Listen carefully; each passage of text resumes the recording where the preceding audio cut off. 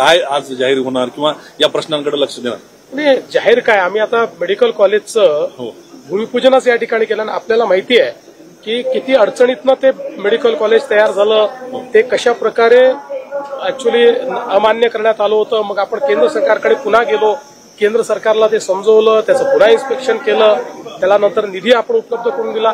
त्यामुळे मी एवढंच आश्वस्त करतो, ज्या घोषणा केलेल्या आहेत त्या सगळ्या पूर्ण होतात. आदिवासी विभागाचा निधी वाढवल्याचा विरोधक आरोप करतायत लाडकी बहीण योजनेसंदर्भात.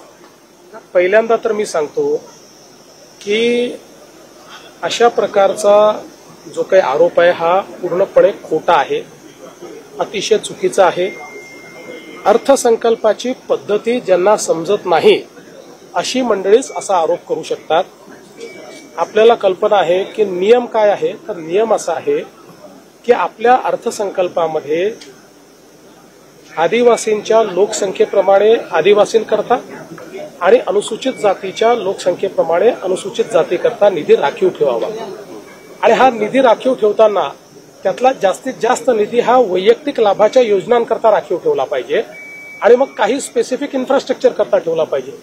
आता लाडकी बहीण ही योजना वैयक्तिक लाभाची योजना आहे, त्यामुळे लाडक्या बहिणीकरता जर तुम्ही निधी दिला तर तो अर्थसंकल्पाच्या नियमाप्रमाणे त्या आदिवासी विभागातच दाखवावा लागेल आणि तो अर्थसंकल्पाच्या नियमाप्रमाणे त्या अनुसूचित जाती विभागामध्येच आपल्याला किंवा सामाजिक न्याय विभागातच दाखवावा लागेल. त्याप्रमाणे तो दाखवला. पण या संदर्भातला अजितदादांनी हाऊसमध्येच खुलासा केला की नुसता इथे पैसा दाखवला त्याच पैशात दाखवला असं नाही आहे, तर जवळजवळ 2.25 पटीनं या विभागांचं बजेट वाढवलेलं आहे आणि त्या ठिकाणी तो दाखवलेला आहे. त्यामुळे ही अकाउंटिंगची पद्धत आहे. कुठलाही पैसा पळवलेला नाही, कुठलाही पैसा वळवलेला नाही.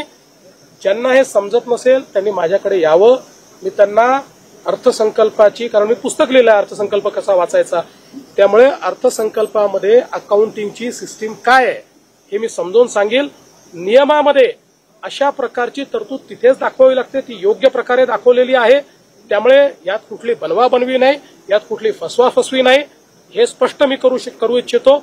अजितदादांनी योग्य काम केलेलं आहे हे मी या ठिकाणी सांगतो. मे मध्ये अतिवृष्टी होते राज्यामध्ये, दोन्ही उपमुख्यमंत्र्यांमध्ये कॉर्डिनेशन नाही असं मी कधी म्हटलं. काय ज्यांना इंग्लिश समजत नाही त्यांना असं वाटतं. सर राज्यामध्ये पाऊस पडतोय, मोठ्या प्रमाणात नुकसान आहे, मे मध्येच पहिल्यांदा पाऊस पडतोय, तर काय सांगाल सर याच्या नुकसानीच्या संदर्भात? असं आहे की चांगला पाऊस झाला पाहिजे.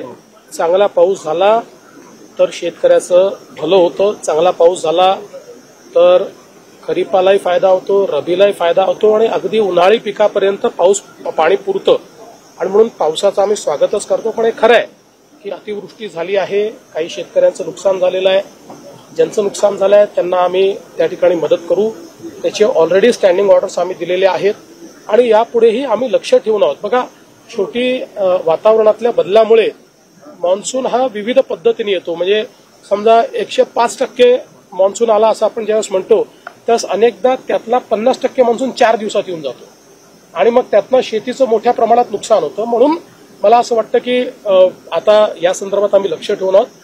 पुढे भविष्यातही काही अशा प्रकारचे अवकाळी आली, काही अतिवृष्टी झाली तर आम्ही मदत करू. देवेंद्र, अनेक सोहळे पाहिले मात्र परभणीकरांनी कृतज्ञता